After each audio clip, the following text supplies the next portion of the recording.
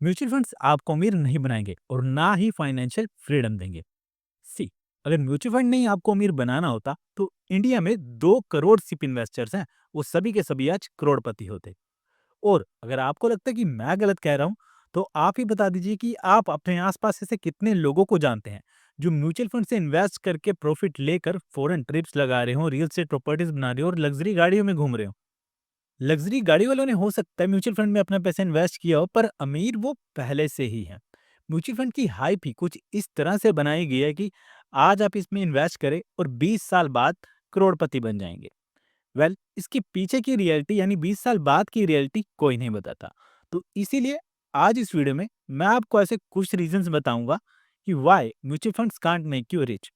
तो reason number 1 है इसका डिजाइन, इसका मॉडल।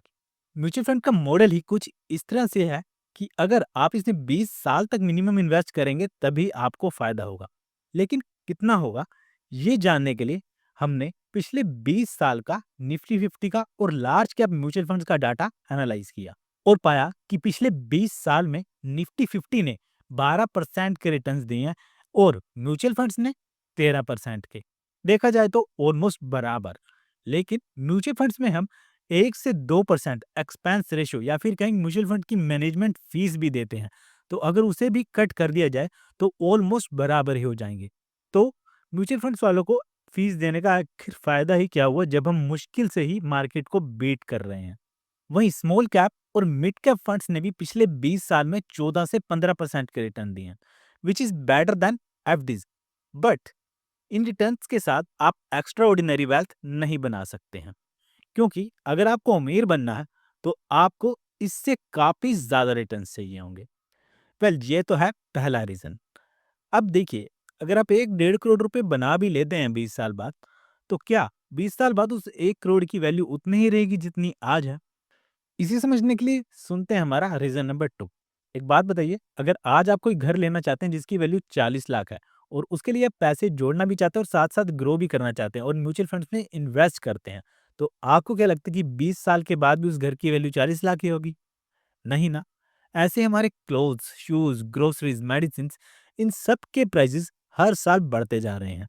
इसे ही हम इन्फ्लेशन कहते हैं, जो कि हर साल 6 से 7% बढ़ रही है। कहने का मतलब ये है कि 20 साल बाद अगर आपको 1 करोड़ रुपए रिटर्न्स मिलता भी है, तो 20 साल बाद उसकी वैल्यू यानी परचेजिंग पावर 40 लाख से भी कम होगी। और अगर 20 साल बाद आपको 40 लाख से भी कम मिलें एक हिसाब से, तो मुझे नहीं लगता कि ये बहुत ही कोई बड़ा अमाउंट है। हाँ, इससे आपका बुढ़ापा ज़रूर आराम से निकल जाएगा, लेकिन अमीर नहीं बन पाओगे। तो अगर आप रिटायरमेंट प्लानिंग के लिए म्यूचुअल फंड में इन्वेस्ट कर रहे हैं, तो फिर एक सही ऑप्शन कंसिडर किया जा सकता है। लेकिन अगर अमीर बनना है, तो नहीं। तो ये था सेकंड रीज़न। मूव करते हैं हमारे थर्ड रीज़न पर, जो है लैक ऑफ मनी। एक बार के लिए हम भूल जाते हैं कि इन्फ्लेशन का आपके रिटर्न्स पर कोई इफेक्ट पड़ेगा और लेट्स से आप म्यूचुअल फंड से 1 करोड़ रुपए बनाना चाहते हैं, तो इसके लिए आपको कम से कम 10,000 रुपए मंथली इन्वेस्ट करना पड़ेगा म्यूचुअल फंड में। अब मुझे ये बताएं, इंडिया में ऐसे कितने लोग हैं जो हर मंथ अपनी सैलरी में से 10,000 सिर्फ म्यूचुअल फंड में इन्वेस्ट कर सकते हैं?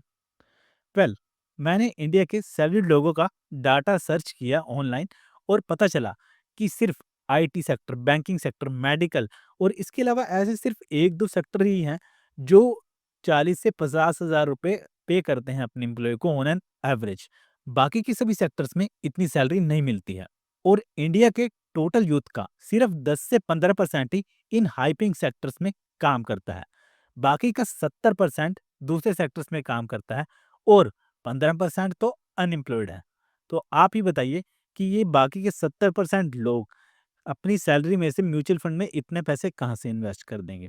और अभी तो लोगों को कुछ पैसा अपनी सेविंग्स में भी डालना होता है और गवर्नमेंट की सेफ स्कीम्स में भी इन्वेस्ट करना होता है।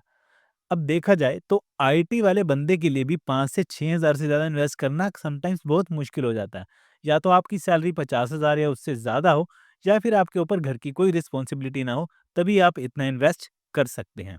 तो सीधा-सीधा कहने की बात ये है कि अगर आप म्यूचुअल फंड से करोड़ों रुपए बनाना चाहते हैं, तो आपको इवन 10,000 से भी ज़्यादा इन्वेस्टमेंट करनी होगी, जो कि हर किसी के बस की बात नहीं है।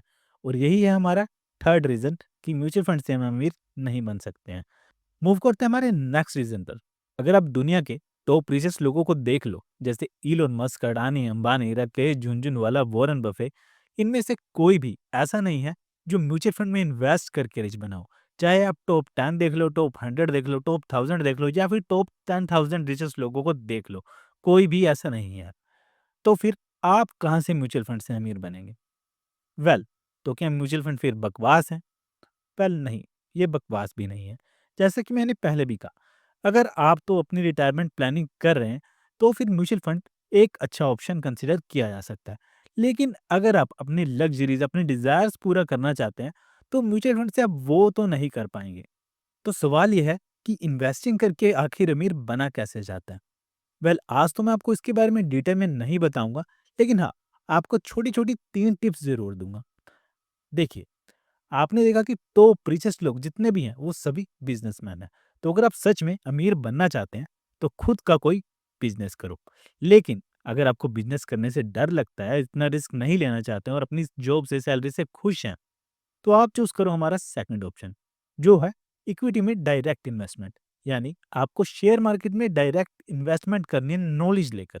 अगर आप नॉलेज के साथ इक्विटी में इन्वेस्ट करेंगे तो आप अराउंड 25 से 30% के रिटर्न भी ले सकते हैं साल में। म्यूचुअल फंड्स की बजाय आप खुद शेयर मार्केट में डायरेक्ट इन्वेस्ट करो नॉलेज लेकर। देखिए, म्यूचुअल फंड्स के भरोसे मत रहो। उनका गोल आपके रिटर्न्स इंक्रीज करना नहीं, बल्कि अपने एसेट अंडर मैनेजमेंट को इंक्रीज करना होता है। इसलिए अगर आप खुद नॉलेज लेकर शेयर मार्केट में इन्वेस्ट करते हैं, तो साल में आराम से 25 से 30% के रिटर्न भी बना सकते हैं। हाँ, बट इसके लिए आपको टाइम लगेगा और बहुत नॉलेज लेनी पड़ेगी। और अगर आपको इक्विटी की नॉलेज भी नहीं लेनी है और खुद से इन्वेस्टिंग भी नहीं करनी है, लेकिन पैसा भी बनाना है, तो फिर आपके पास ऑलरेडी अच्छा खासा पैसा होना चाहिए इन्वेस्ट करने के लिए। देखिए, एग्जाम्पल के लिए हम वही 10,000 रुपये ले लेते हैं।